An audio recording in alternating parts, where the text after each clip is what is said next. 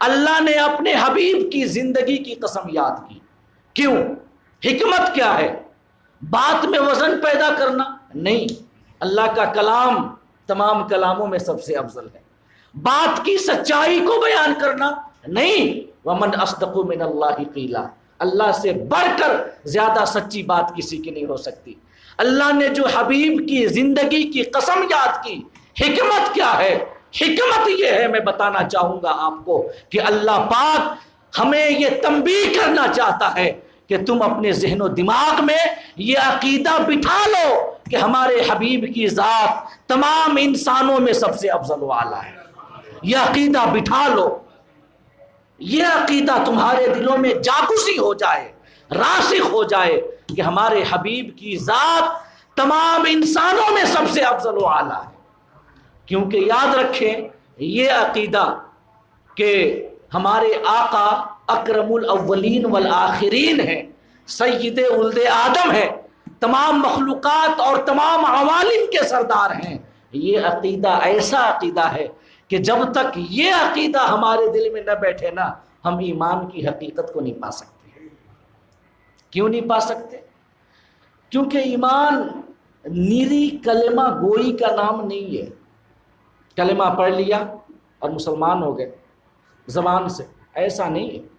یہ میں نہیں کہتا، اللہ فرماتا ہے وَمِنَ النَّاسِ مَن يَقُولُ آمَنَّا بِاللَّهِ وَبِالْيَوْمِ الْآخِرِ وَمَا هُمْ بِمُؤْمِنِينَ. اللہ فرماتا ہے کہ کچھ لوگ ہیں جو زبان سے کہتے ہیں کہ ہم ایمان لائے اللہ پر، ہم ایمان لائے آخرت کے دن پہ، لیکن اللہ فیصلہ فرماتا ہے وَمَا هُمْ بِمُؤْمِنِينَ، وہ ایمان والے نہیں ہیں. ثابت ہوا کہ نری زبان سے کلمہ گوئی اور کلمہ پڑھ لینا یہ ایمان نہیں ہے، بلکہ ایمان نام ہے تمام کائنات سے بڑھ کر، حتیٰ کہ اپنی جان سے بھی بڑھ کر جانے دو عالم سے محبت کرنا. ایمان یہ ہے. حدیث صحیح ہے، آقا فرماتے ہیں لا یؤمن احدکم حتی اکون احب الیہ من والدہ وولدہ والناس اجمعین. آقا فرماتے ہیں تم میں کا کوئی بھی شخص اس وقت تک ایمان والا نہیں ہو سکتا جب تک کہ اس کی اپنی جان سے زیادہ، اس کی اولاد سے زیادہ، اس کے والدین سے زیادہ اور تمام انسانوں سے زیادہ اس کے سامنے میں محبوب نہ ہو جاؤں. یہ آقا فرماتے ہیں. تو جب تک آقا کی محبت تمام انسانوں سے بڑھ کر نہ ہو تب تک ہم ایمان کی حقیقت نہیں پا سکتے. ایمان کی حقیقت پانے کے لیے ضروری ہے کہ ہمارے دلوں میں سب سے بڑھ کر آقا کی محبت ہو.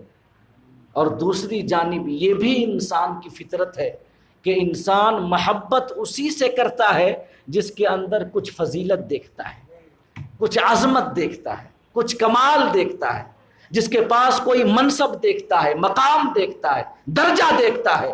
اور انسان سامنے والے کے اندر فضل و کمال جتنا زیادہ پائے گا اس کی محبت بھی اس کے لیے اتنی زیادہ ہوگی. ہے کہ نہیں ہے؟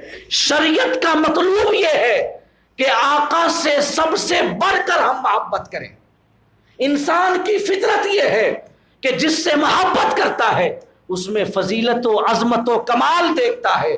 جب آقا سے سب سے بڑھ کر محبت کرنا یہ ایمان کی حقیقت کو پانا ہے تو یہ سب سے بڑھ کر محبت تبھی نہ ہوگی جب ہمارے دلوں میں یہ عقیدہ راسخ ہو جائے کہ ہمارے آقا تمام انسانوں سے سب سے افضل و اعلیٰ ہیں.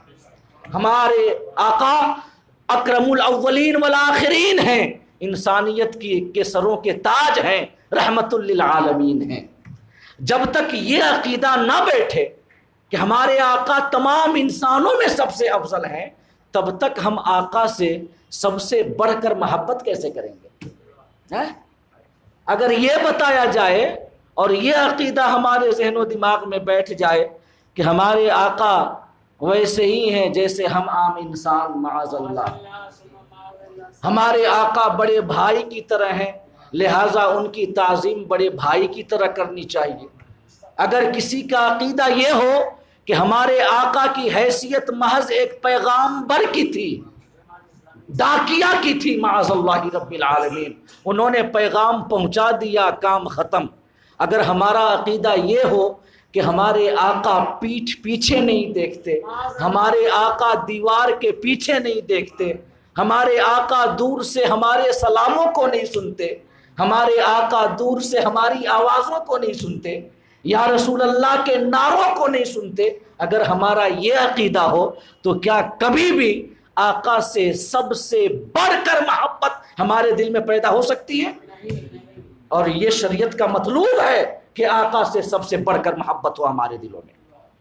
اور اس ٹیکنالوجی اور سائنس کے زمانے میں تو اگر وہ سب عقیدے ہوں جو ابھی میں نے آپ کے سامنے بیان کیے، جو آقا کریم کی عظمت و شان کے خلاف ہیں، تو آج سائنس اور ٹیکنالوجی کے زمانے میں تو ایک عام انسان یہ کہے گا کہ ہم الہ آباد میں رہ کر امریکہ سے بولنے والے کی آواز سن لیتے ہیں، ایک کمرے میں بیٹھ کر پوری دنیا کے مناظر ہماری نگاہوں کے سامنے ہیں، پوری زمین پہ کہاں کیا ہو رہا ہے ہماری ایک انگلی کی جنبش سے دور ہے، فقط ہم نے انگلی ہلائی ادھر دنیا کی تمام خبریں ہمارے سامنے موجود ہیں۔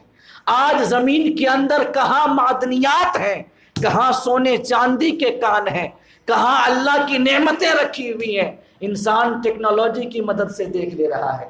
آج ماں کے پیٹ میں کیا ہے، لڑکا ہے یا لڑکی، انسان ٹیکنالوجی کی مدد سے دیکھ لے رہا ہے۔ تو آج جب کہ انسان اتنا ترقی کر چکا ہے کہ وہ دور کی آوازوں کو سن سکتا ہے، دور کے مناظر کو دیکھ سکتا ہے، زمین کے اندر چھپے ہوئے معدنیات کو دیکھ سکتا ہے، ماں کے پیٹ میں لڑکا ہے یا لڑکی یہ جان سکتا ہے، تو آج کے زمانے میں بھی اگر آقا کے حوالے سے ایسا عقیدہ ہو کہ انہیں پیٹھ پیچھے کا علم نہیں معاذ اللہ، دیوار کے پیچھے کا علم نہیں معاذ اللہ، وہ ہماری صداؤں کو نہیں سنتے، ہماری آوازوں کو نہیں سنتے، تو پھر یقیناً آقا کریم سے محبت وہ ہمارے دلوں میں پیدا نہیں ہوگی جیسی محبت کا شریعت ہم سے مطالبہ کرتی ہے۔ آقا سے تمام انسانوں سے بڑھ کر محبت پیدا کرنا یہ ہماری شریعت کا مطالبہ ہے، اور یہ محبت تبھی پیدا ہوگی جب ہم آقا کو اکرم الاولین والآخرین سمجھیں گے، آقا کے سید ولد آدم ہونے کا عقیدہ رکھیں گے، آقا کریم کے مالک و مختار ہونے کا عقیدہ رکھیں گے، آقا کریم کے تصرف و اختیار ہونے کا عقیدہ رکھیں گے، ہے کہ نہیں ہے؟ اور بات جب تصرف و اختیار کی آ گئی ہے تو سن لیں، ایک بار جب سورج میں گرہن لگا تو آقا کریم صلی اللہ علیہ وسلم نے سورج گرہن کی نماز ادا کی، جسے نماز خسوف کہا جاتا ہے، نماز خسوف، سورج گرہن کی نماز جو کہ سنت ہے، جماعت سے پڑھنا سنت ہے۔ آقا کریم صلی اللہ علیہ وسلم نے سورج گرہن کی نماز پڑھی، امامت کی آپ نے، صحابہ نے آپ کے پیچھے نمازیں پڑھی۔ آپ نے نماز کے دوران اپنا ہاتھ آگے بڑھایا پھر پیچھے کھینچ لیا، آقا نے ہاتھ بڑھایا کھینچ لیا۔ جب نماز سے فارغ ہوئے تو کسی صحابی نے عرض کیا، یا رسول اللہ ہم نے دیکھا کہ آپ نے نماز میں ہاتھ بڑھایا پھر پیچھے کھینچ لیا، آخر وجہ کیا تھی؟ جس صحابی نے یہ عرض کیا آقا سے کہ یا رسول اللہ ہم نے دیکھا کہ اثنائے نماز میں آپ نے ہاتھ بڑھایا پھر پیچھے کھینچ لیا، ہم اس صحابی سے پوچھیں کہ آپ نماز پڑھ رہے تھے کہ نبی کو دیکھ رہے تھے؟ نماز تو اللہ کے لیے پڑھی جاتی ہے نا، تو آپ نماز پڑھ رہے تھے کہ نبی کو دیکھ رہے تھے؟ تو یقیناً نہ صرف اس صحابی کا جس نے یہ سوال کیا تھا بلکہ ہر صحابی کا جواب یہی ہوگا کہ ہماری نماز مکمل ہی تب ہوتی ہے جب ہم آقا کے رخ زیبا کا دیدار کرتے ہیں، ہم نماز میں ہوتے ہیں آقا کے جلوے کا نظارہ کر رہے ہوتے ہیں، ہے کہ نہیں ہے؟ اگر آقا کا دیدار نہ ہو تو ایسی نماز ہم کامل نہیں سمجھتے، وہ نماز کامل سمجھتے ہیں جس نماز میں آقا کی ذات ہمارے سامنے موجود ہے۔ تو صحابی نے پوچھا کہ یا رسول اللہ آپ نے ہاتھ بڑھایا اثناء نماز، ایسا کیوں؟ آقا کریم نے فرمایا کہ جب میں نماز میں تھا تو میں نے جنت کو دیکھا، جنت کو دیکھا۔ نگاہ مصطفیٰ کی رسائی کہاں تک ہے ملاحظہ کریں، جنت کو دیکھا۔ اور میں نے جنت کے انگور کے درخت کو دیکھا تو میں نے ہاتھ بڑھایا کہ اس کا ایک خوشہ میں توڑ لوں، انگور کا ایک خوشہ میں توڑ لوں۔ اور آقا نے فرمایا کہ اگر میں اس خوشے کو توڑ لیتا تو تم رہتی دنیا تک اس میں سے کھاتے رہتے، کبھی ختم نہیں ہوتی وہ نعمت، کیونکہ جنت ہمیشہ رہنے والی ہے، وہاں کی نعمتیں ابدی ہیں، وہاں کی جو نعمت ملے وہ ہمیشہ رہنے والی ہے۔ پھر آقا کریم نے فرمایا کہ میں نے اس وجہ سے پھر اپنا ارادہ ملتوی کر دیا اور میں نے انگور کے خوشے کو نہیں توڑا کہ میں نے سوچا جو نعمت جہاں کے لیے ہے وہی ملے، دنیا میں نہ ملے، وہ آخرت کے لیے ہے، جنت کے لیے ہے، جنت میں جاؤ تو اللہ تمہیں عطا کرے، یہاں نہیں۔ اور ویسے بھی ہر نعمت جہاں کے لیے ہو وہی ہونی چاہیے، اسے ہے کہ نہیں ہے؟ جیسے کہ جنت میں ایک نعمت کیا ہے؟ حدیث میں آیا اہل الجنتی جردن مردن، جو جنتی لوگ ہوں گے نا ان کے چہرے بالکل داڑھی اور مونچھ کے بالوں سے پاک ہوں گے۔ حدیث میں آیا ہے ان کے چہرے پہ داڑھی نہیں ہوں گے، یہ داڑھی کے بال نہیں ہوں گے، مونچھ کے بال نہیں ہوں گے، چہرہ بالکل کلین اور صاف ہوگا بغیر بال کے۔ یہ وہ حسن ہے جو ہمیں جنت میں ملے گا، اور اس کا بدلہ یہ ہے کہ اسلام نے ہمیں حکم دیا ہے کہ تم یہاں چہرے پہ داڑھیاں سجاؤ، یہاں نبی کی سنت کو اپناؤ، وہاں پہ ہم تمہارے چہرے کو حسین و جمیل رکھیں گے، صاف ستھرا رکھیں گے، داڑھی کے بال نہیں ہوں گے۔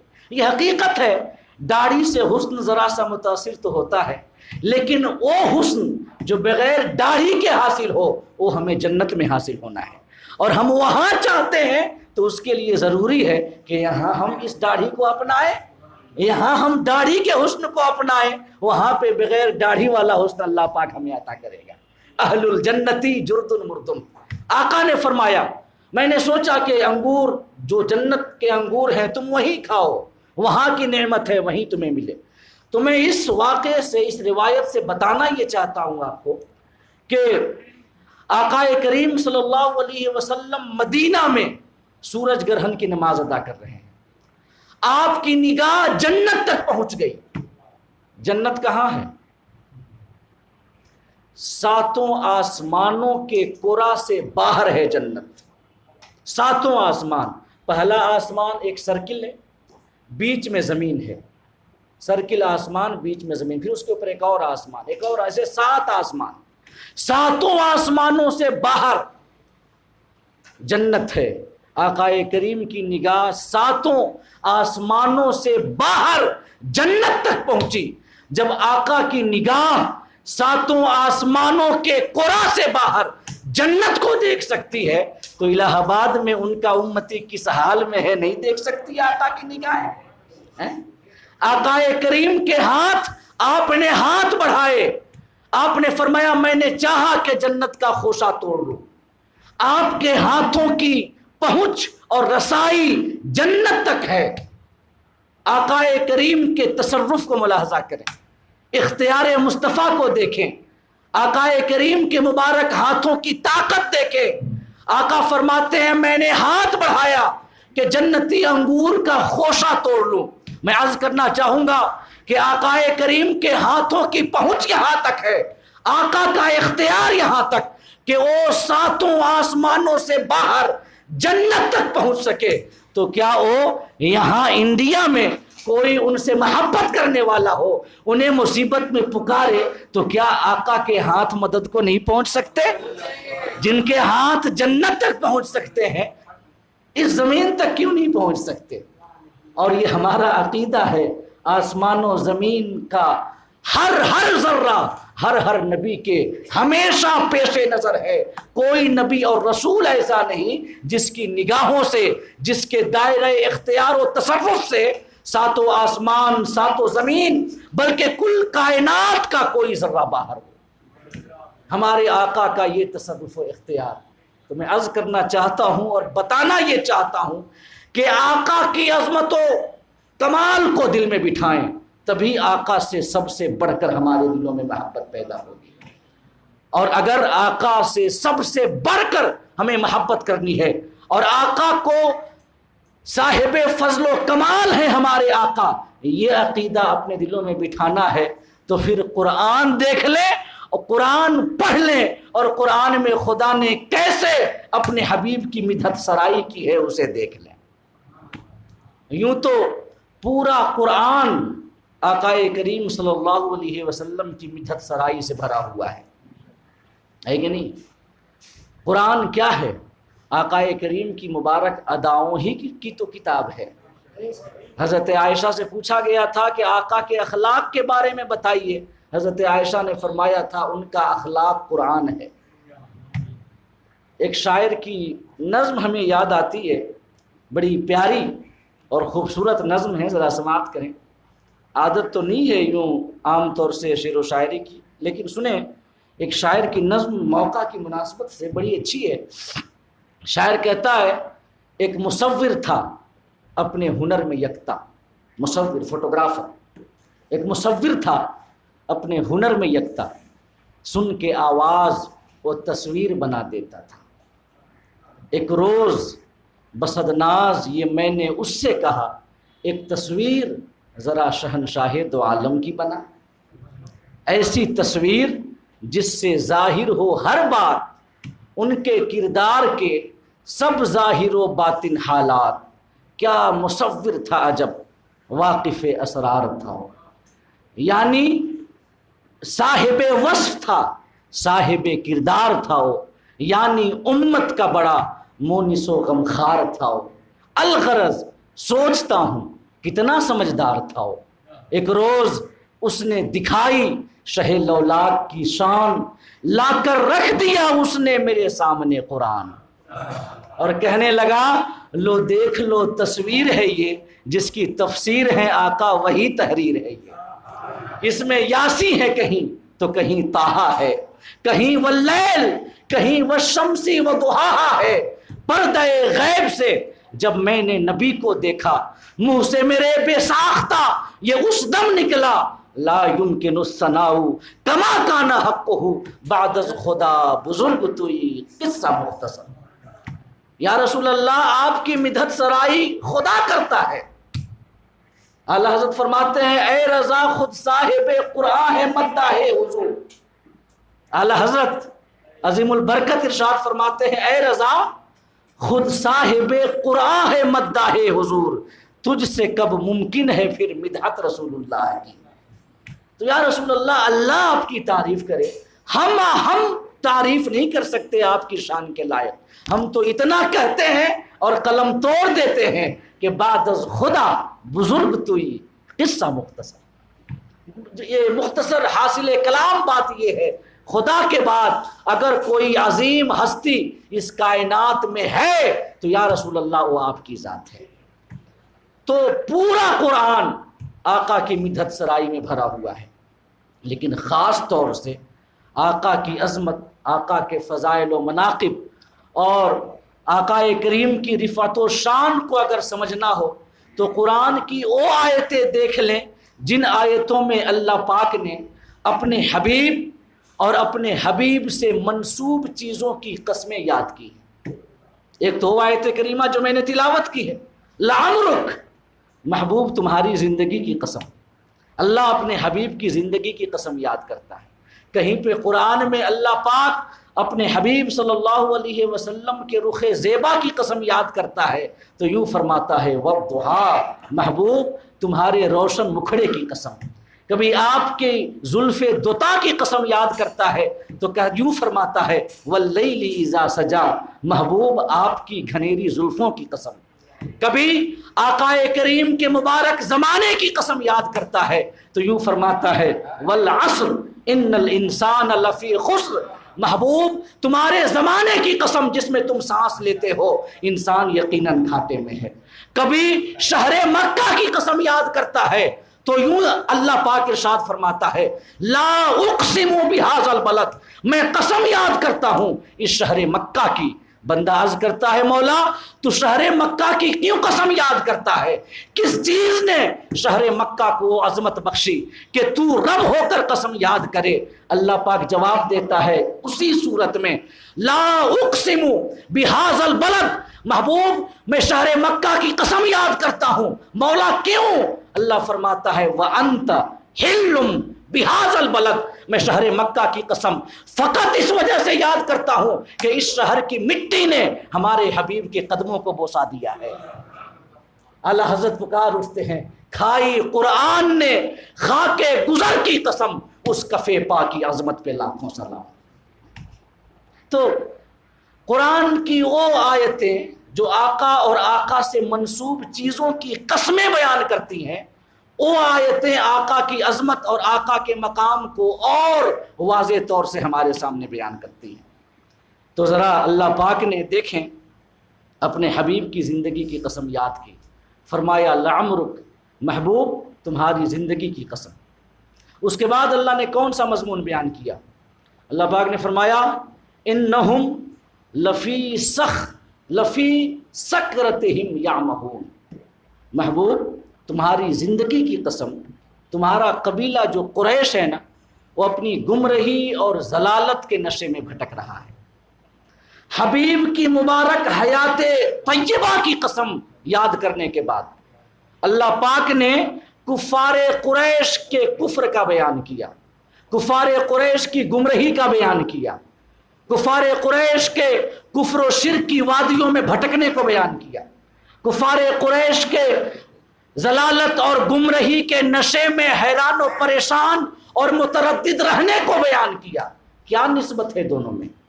آقا کی حیات مبارکہ اور کفار قریش کے کفر و شرک کی وادیوں میں بھٹکنے کے درمیان نسبت کیا ہے؟ قرآن کے الفاظ جو ہوتے ہیں، یاد رکھیے گا اس بات کو، قرآن کے تمام الفاظ جس ترتیب سے ہیں اس ترتیب میں ضرور کوئی نہ کوئی حکمت کار فرما ہوتی ہے۔ قرآن میں جہاں پر جو لفظ ہے وہی لفظ اس ترتیب کو بیان کرتا ہے، اس حکمت کو بیان کرتا ہے۔ اگر ترتیب اور یہ تقدیم و تاخیر کر دی جائے ترتیب میں تو پھر وہ حکمت سمجھ میں نہیں آتی۔ قرآن فصاحت و بلاغت کے اعلیٰ معیار پہ فائز ہے نا۔ تو اللہ پاک نے پہلے اپنے حبیب کی مبارک زندگی کی قسم یاد کی، اس کے بعد کفار کے کفر و شرک کے نشے میں حیران و پریشان رہنے کو تذکرہ کیا اللہ پاک نے۔ کیوں؟ کیا نسبت ہے دونوں میں؟ آقا کی حیات طیبہ اور کفار و مشرکین اور گمراہوں کے کفر و شرک اور گمرہی کی وادیوں میں بھٹکنے کے درمیان کیا نسبت ہے؟ میں عرض کرنا چاہوں گا کہ آقا کی حیات مبارکہ اور کفار و مشرکین اور گمراہوں کے اپنے کفر و شرک اور گمرہی کی وادیوں میں بھٹکنے کے درمیان نسبت اور تعلق یہ ہے کہ آقا کریم کی حیات طیبہ اور آپ کی سیرت مبارکہ کا ہر باب، آپ کی سیرت مبارکہ کا ہر واقعہ اپنے اندر ایسی شان رکھتا ہے کہ آپ کی سیرت کے جس باب کو بھی دیکھ لیا جائے اس باب میں کفاروں کے لیے ہدایت کا سامان ہے، مشرکین کے لیے ہدایت کا سامان ہے، گمراہوں کے لیے گمراہی کے زائل کرنے کا سامان ہے۔ آقا کی مبارک زندگی اور آپ کی سیرت طیبہ کے واقعات اپنے اندر ہدایت کے سامان رکھتے ہیں۔ آقا کی سیرت طیبہ پہ غور کریں اگر ہم، تو پھر ہمیں ہدایت کے انمول خزانے ملتے ہیں، منزل تک پہنچنے کے راستے کا پتہ ملتا ہے، مالک حقیقی اور خالق حقیقی سے کیسے اپنا رشتہ ہم استوار کریں، وہ ذریعہ اور وہ طریقہ ہمیں آقا کی سیرت مبارکہ میں ملتا ہے، آپ کی زندگی کے واقعات میں ملتا ہے۔ کیونکہ آقا کی مبارک زندگی میں جو آپ کی سیرت ہے، جو آپ کا کردار ہے، یاد رکھیے گا آقا کی سیرت و کردار آپ کے بے شمار معجزات میں سے ایک معجزہ ہے۔ معجزہ دیکھ کر لوگوں کو ہدایت ملتی ہے، رہنمائی ملتی ہے۔ کوئی نبی اور رسول کفار و مشرکین کے مطالبے پہ معجزہ دکھاتا ہے جب، تو اس معجزے کو دیکھ کر جو مخالفین ہیں ان کو یقین ہو جاتا ہے نہیں یہ ہستی سچ کہہ رہی ہے، یہ یقیناً اللہ کا رسول ہے، تو معجزہ کے اندر ہدایت کا سامان ہوتا ہے، اور ہمارے آقا کی سیرت اور آپ کا اخلاق اور آپ کی مبارک زندگی کا ہر وقت اللہ رب العزت کی جانب سے عطا کیا ہوا ایک معجزہ ہے۔ سمجھ رہے ہیں؟ ذرا ایک بات میں بتانا چاہوں گا، جو پہلے انبیاء آئے نا، پہلے رسول، حضرت آدم سے لے کر حضرت عیسیٰ تک جتنے انبیاء آئے، آپ جانتے ہیں کہ ان سب کا زمانہ محدود تھا، ان کی دعوت کا دائرہ کار محدود تھا، کسی خاص قبیلے کی جانب، کسی خاص خاندان کی جانب، خاص زمانے تک کے لیے وہ آتے تھے، ہے کہ نہیں ہے کبھی؟ اور اسی وجہ سے پچھلے جو انبیاء گزرے ہیں ایسا ہوا ہے کہ ایک ایک زمانے میں 70 انبیاء موجود ہیں۔ یہودیوں کے بارے میں آتا ہے جو اس دنیا کی سب سے بدبخت ترین قوم ہے، یہ ان کے بارے میں آتا ہے کہ انہوں نے ایک دن میں ایک بار 70 انبیاء کو شہید کیا۔ خالی آج ہم پریشان نہیں ہیں یہودیوں سے، یہ جس زمانے میں رہے ہیں فتنہ کا باعث رہے ہیں، تو ایک دن میں یہودیوں نے 70 انبیاء کو شہید کیا تھا۔ تو پہلے ایسا ہوتا تھا کہ ایک زمانے میں ایک ہی وقت میں کئی انبیاء موجود، کیونکہ ان کی تبلیغ، ان کی دعوت کا دائرہ کار محدود ہوتا تھا، ان کا زمانہ محدود ہوتا تھا، تو چونکہ ان کی دعوت کا دائرہ کار اور زمانہ دونوں محدود ہوتا تھا، اس لیے پچھلے انبیاء اور رسل کو اللہ پاک نے جو معجزات عطا کیے، سنیے گا توجہ مطلوب ہے، اگر ذہن کہیں اور ہوگا تو پھر بات ذہن میں نہیں آ پائے گی۔ میں عرض کرنا چاہوں گا، سنیں، پہلے کے انبیاء اور رسل چونکہ ہمیشہ کے لیے نہیں تھے، نہ تو ان کی دعوت، نہ ان کا قانون، نہ تو ان کی شریعت، لہٰذا اللہ نے انہیں جو معجزات عطا کیے وہ معجزات عملی تھے، عملی، اور عملی معجزہ کا دائرہ کار محدود ہے۔ حضرت صالح علیہ السلام کو اللہ پاک نے اونٹنی عطا کی بطور معجزہ، چٹان، پتھر جس سے ایک گھاس کا تنکا تک نہیں اگتا، ایک چٹان سے اللہ پاک نے ایک 10 ماہ کی حاملہ اونٹنی پیدا کی، جس اونٹنی نے پیدا ہوتے ہی بچہ جنا۔ حضرت صالح کو اللہ نے بطور معجزہ اونٹنی دی، یہ معجزہ عملی ہے، ایک زمانے تک کے لیے ہے۔ حضرت موسیٰ کو اللہ رب العزت نے ید بیضا دیا، عصا عطا کیا، یہ دونوں عملی معجزات ہیں۔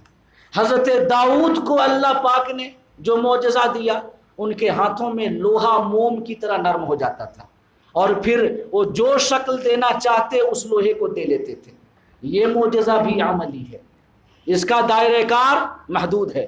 حضرت عیسیٰ کو اللہ پاک نے جو معجزہ دیا، دم عیسیٰ، حضرت عیسیٰ کی دم، کوئی مادرزاد اندھا، مادرزاد کوڑھی اور مادرزاد برس کے داغ والا آتا، حضرت عیسیٰ دم کر دیتے، اندھا آتا بینا ہو کر جاتا، کوڑھی آتا تو اس کا کوڑ پن دور ہو جاتا، برس کے داغ والا آتا صاف و شفاف جلد لے کر کے جاتا تھا۔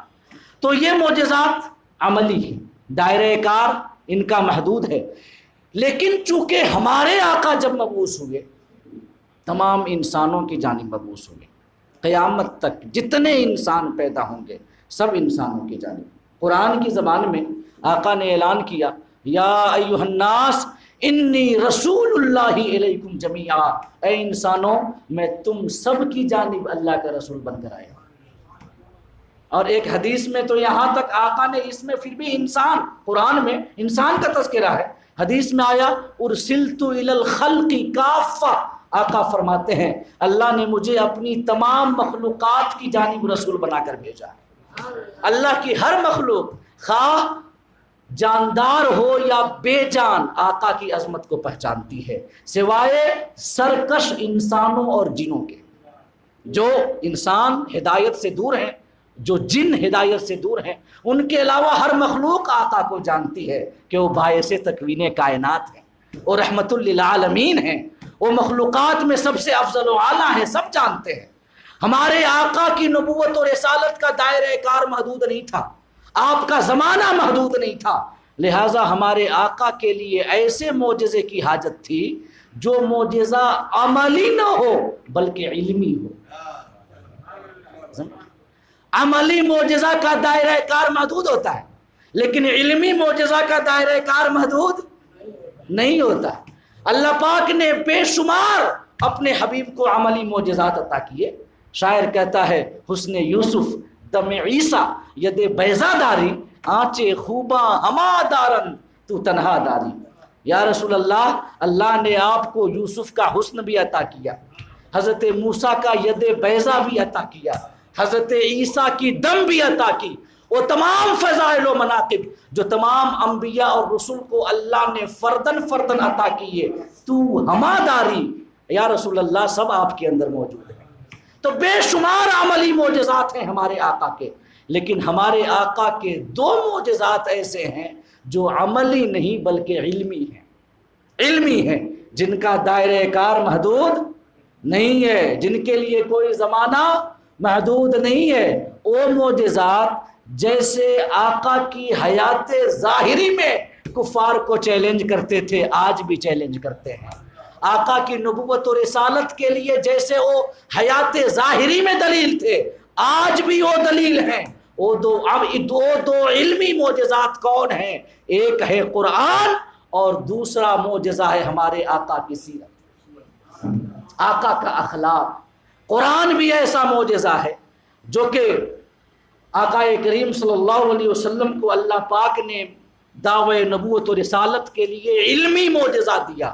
جیسے آپ کی حیات ظاہری میں قرآن چیلنج کرتا تھا کہ ان کنتم فی ریب مما نزلنا علی عبدنا فاتوا بسورۃ من مثلی، لوگوں اگر تمہیں شک ہو کہ اس قرآن کو محمد نے اپنی جانب سے گڑھ لیا ہے، تم بھی انسان ہو، صاحب زبان ہو، عربی میں بڑے ماہر ہو، اپنے کو فصیح کہتے ہو، زبان دانی پہ بڑا ناز ہے، پورا قرآن نہ صحیح قرآن جیسی ایک صورت بنا کر لے آؤ۔ اور قرآن کا یہ چیلنج آج بھی موجود ہے۔ تو قرآن کا معجزہ ہونا تو ظاہر ہے، 14 صدیاں بیت گئیں، آج تک کوئی قرآن کے اس چیلنج کا جواب دینے کی ہمت نہیں کر سکا۔ لوگوں نے جانیں گنوائیں، مال خرچ کیے اسلام اور مسلمانوں کے خلاف ریشہ دوانیاں کرنے میں، فتنے کرنے میں، سازشیں کرنے میں، اپنی جانیں گنوائیں، اپنی اولاد کو یتیم بنایا، اپنی بیویوں کو بیوہ بنایا، مال اپنا خرچ کیا، اپنا وقت خرچ کیا، پوری زندگی کھپا دی اسلام اور مسلمانوں کے خلاف۔ قرآن کہتا ہے کاہے مال تم یہ برباد کرتے ہو، کاہے اپنی جان دے کر کے اپنی اولاد کو یتیم اور بیویوں کو بیوہ بناتے ہو؟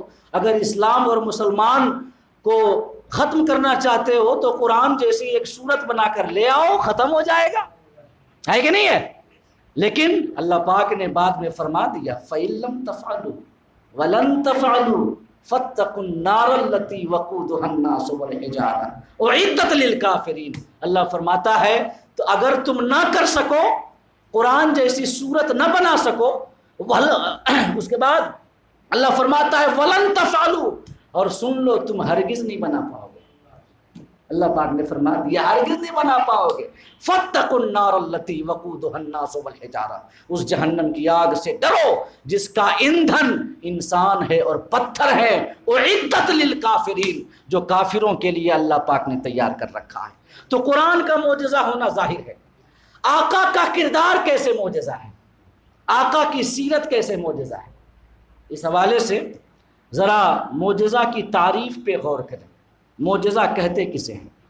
معجزہ کی تعریف میں تمام علماء نے یہ فرمایا ہے کہ معجزہ ایک ایسا کام ہے جو عادت کے خلاف ہوتا ہے، اور جسے اللہ پاک کسی مدعی نبوت و رسالت، اگر وہ سچا نبی ہے تو اس کے دعوی نبوت و رسالت کے لیے بطور دلیل اسے عطا کرتا ہے، اسے معجزہ کہتے ہیں۔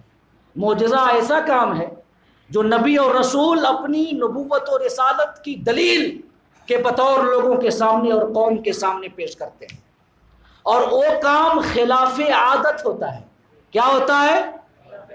لوگوں نے ویسا ہوتے دیکھا نہیں۔ خلاف عادت کا مطلب یہ ہے، معجزہ کی تعریف میں یہ کہیں نہیں علماء نے فرمایا ہے کہ معجزہ خلاف عقل ہوتا ہے۔ عقل کے خلاف معجزہ نہیں ہوتا، بلکہ معجزہ کی تعریف یہ ہے کہ عادت کے خلاف ہوتا ہے، یعنی لوگوں نے نہیں دیکھا، لوگوں نے نہیں دیکھا۔ مطلب لوگ جو فتنہ نیچریت ہے جس کا بانی سر سید احمد خان ہے، جس نے معجزات کا انکار کیا ہے یہ کہہ کر کہ عقل نہیں مانتی، عقل کے خلاف ہے۔ میرے بھائی، معجزات کی یہ تعریف ہی نہیں ہے کہ وہ عقل کے خلاف ہوتے ہیں۔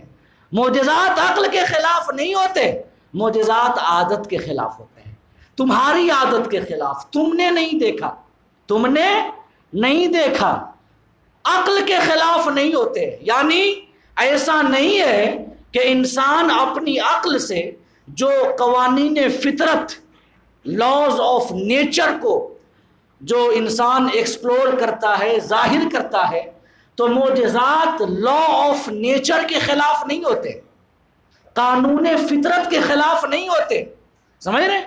بلکہ معجزات عادت کے خلاف ہوتے ہیں کہ لوگوں نے نہیں دیکھا۔ اور اگر کوئی یہ کہتا ہے کہ معجزات عقل کے خلاف ہیں، کیوں؟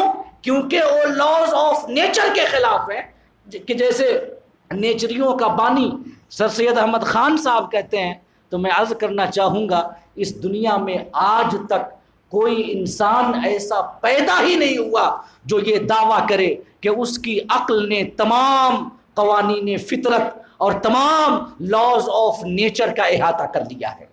کوئی انسان یہ دعویٰ نہیں کر سکتا کہ وہ فطرت کے تمام قوانین کو جانتا ہے۔ تو ہو سکتا ہے کہ نبی جو معجزہ دکھا رہا ہے وہ کسی نہ کسی قانون فطرت کے مطابق ہو، مگر انسان کی عقل وہاں تک نہیں پہنچی۔ لہذا معجزہ خلاف عقل نہیں ہوتا، خلاف عادت ہوتا ہے۔ تو خلاف عادت ہونا یہ معجزہ کی تعریف ہے۔ یہ میں نے کہا کہ آقا کی سیرت ایک معجزہ ہے۔ آقا کی سیرت کیسے عادت کے خلاف ہے؟ کیسے؟ آقا کا کردار کیسے عادت کے خلاف ہے؟ تو ذرا توجہ کریں۔ عادتاً ہم ایسا دیکھتے آئے ہیں کہ انتہائی کامیاب و کامران اور ہر اعتبار سے مکمل شخصیت جو ہوتی ہے، ہر اعتبار سے، اخلاق کے اعتبار سے، سیرت کے اعتبار سے، دنیا کی کامیابی کے اعتبار سے، منصب و شہرت کے اعتبار سے، اپنی منزل تک پہنچنے کے اعتبار سے جو کامیاب شخصیتیں ہوتی ہیں، ان کی کامیابی اور ان کے اخلاق اور سیرت، چونکہ بات سیرت مصطفیٰ کی ہے، تو جن کے اخلاق اور سیرت جن کی عمدہ ہوتی ہے، تو سیرت کی عمدگی کے پیچھے عادتاً 3 وجہیں کار فرما ہوتی ہیں۔ 3 وجہیں۔ پہلی وجہ والدین کی تربیت۔ والدین تربیت کرتے ہیں، بچے کو کیا صحیح ہے کیا غلط ہے بتاتے ہیں، اس کو اخلاق فاضلہ عطا کرتے ہیں، اس کو غلط عادات و اطوار سے بچاتے ہیں۔ تو والدین کی تربیت یہ پہلی وجہ ہے، پہلا فیکٹر ہے جو انسان کی سیرت و کردار کی سمت کو متعین کرتا ہے۔ دوسری وجہ انسان کے اخلاق و اقدار کی سمت کو متعین کرنے کے پیچھے جو ہے وہ ہے استاذ کا ہونا۔ استاذ علم سکھاتا ہے، صحیح غلط کی تمیز دیتا ہے، اس کی عقل میں نکھار لاتا ہے، اس کی سوچ کو پختہ بناتا ہے، اس کی فکر کو بلند کرتا ہے، اور استاذ ہی کے پڑھائے ہوئے علم کے ذریعے انسان خود کے مطالعے سے اخلاق فاضلہ اور عمدہ سیرت کو اپناتا ہے، اور غلط اور جو بدتر اور برے اخلاق و اقدار ہیں انہیں چھوڑ دیتا ہے۔ یہ ہے دوسری وجہ، کیا؟ استاذ۔ تیسری وجہ معاشرہ۔ جس معاشرے میں انسان رہتا ہے اس معاشرے کا اثر قبول کرتا ہے۔ معاشرے میں اچھائیاں ہی اچھائیاں ہو تو ظاہر ہے اس معاشرے میں رہنے والے لوگوں کے اوپر، اخلاق کے اوپر جو اثر پڑے گا وہ بہتر اثر پڑے گا، ان کے اخلاق بہتر ہوں گے۔ معاشرے میں برائیاں ہی برائیاں ہوں تو پھر ان برائیوں کا اثر اس معاشرے میں رہنے والے افراد کے اخلاق و کردار پہ ضرور ہوگا۔ یہ 3 وجہیں ہیں، بنیادی وجہیں جو انسان کے اخلاق، انسان کے کردار، انسان کی سیرت کا رخ متعین کرتی ہیں۔ والدین، استاذ، معاشرہ۔ آقا کی بے مثال سیرت کو دیکھیں، بے مثال سیرت، ایسی سیرت جس کی مثال نہ اگلوں میں نظر آتی ہے نہ پچھلوں میں نظر آتی ہے، جن کے خلق کو حق نے عظیم کہا، انک لعلی خلق عظیم۔ تو ہمارے آقا کی سیرت کو دیکھیں اور پھر غور کریں، کیا آقا کی سیرت اور اخلاق کی عمدگی والدین کی تربیت کی وجہ سے تھی؟ نہیں، آپ کے والد کا انتقال تو تب ہو گیا تھا جب آپ اپنی ماں کے شکم میں تھے۔ ملائکہ نے عرض کیا مولا تیرا حبیب یتیم ہو گیا، اللہ پاک نے فرمایا اپنے حبیب کی کفالت و تربیت کا ذمہ دار میں ہوں، اپنے حبیب کی تربیت کا ذمہ میں نے اپنے کرم پہ لیا ہوا ہے۔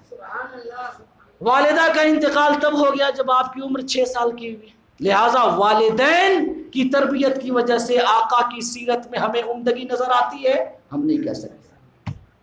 استاذ جو کہ شاگرد کی اچھی تربیت کرتا ہے، ہم یہ بھی نہیں کہہ سکتے کہ آقا کے اخلاق فاضلہ کی وجہ اعلیٰ استاذ کا ملنا ہے۔ اعلیٰ استاذ کا شاگرد بھی اعلیٰ ہوتا ہے، استاذ ہی ادنا ہو تو شاگرد کیسا بنائے گا؟ تو ہم یہ نہیں کہہ سکتے کہ آقا کے اخلاق کی عمدگی کی وجہ یہ ہے کہ آپ نے اعلیٰ استاذ کے سامنے جا کے ذانب تلمذ کیا۔ نہیں، آپ تو امی تھے، آپ نے کسی استاذ سے کبھی لکھنا پڑھنا نہیں سیکھا، آپ نے کسی استاذ کی بارگاہ میں جا کے ذانب تلمذ نہیں طے کیا۔ حکمت بیان کرتے ہوئے علماء کہتے ہیں آقا معلم کائنات ہیں، خدا کی غیرت کو گوارا نہیں تھا کہ میرا حبیب کسی سے سیکھے اور کوئی کہے کہ یہ کامیابی میری تعلیم کی وجہ سے ہے، تو استاذ کی وجہ سے نہیں، معاشرے کی وجہ سے بھی آقا کے اخلاق کی عمدگی نہیں ہے، کیونکہ وہ معاشرہ تو تمام برائیوں کا جامع تھا، کوئی ایسا عیب نہیں تھا جو اس معاشرے کے اندر موجود نہ ہو۔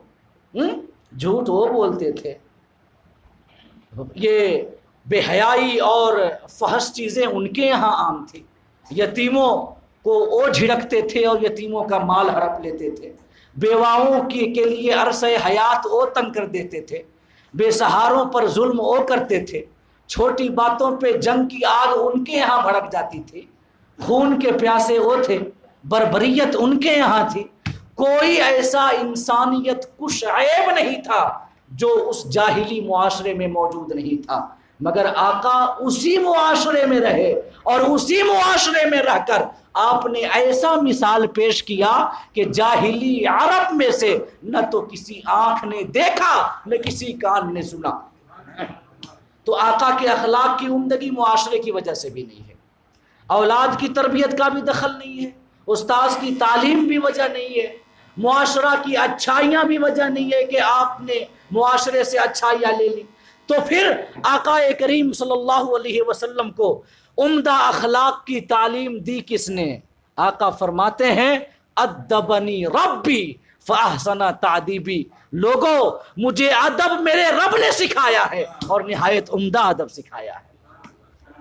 تو عادتاً آقا کے عمدہ اخلاق و کردار اور سیرت کی پختگی کی وجہ سمجھ میں نہیں آتی، عادت کے خلاف ہے، اور ہر وہ چیز جو عادت کے خلاف ہو معجزہ ہوتی ہے، لہٰذا ہمارے حضور کی سیرت بھی معجزہ ہے، ہمارے حضور کا کردار بھی معجزہ ہے۔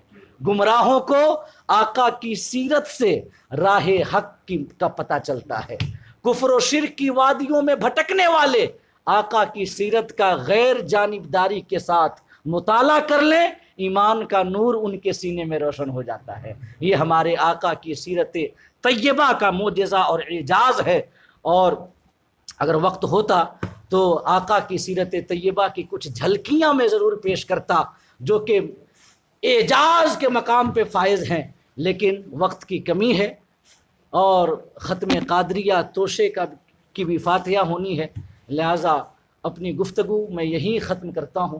جتنا بیان ہوا آقا کی محبت دل میں بسانے کے لیے اتنا ہی کافی ہے۔ اللہ پاک ہم سب کے قلوب و اذہان کو آقا کی محبت سے منور فرمائے اور ہمارے ظاہر کو آقا کی سیرت کے اتباع اور پیروی سے صاف و ستھرا اور پاکیزہ بنائے. آمین. وآخر دعوانا ان الحمد للہ رب العالمین.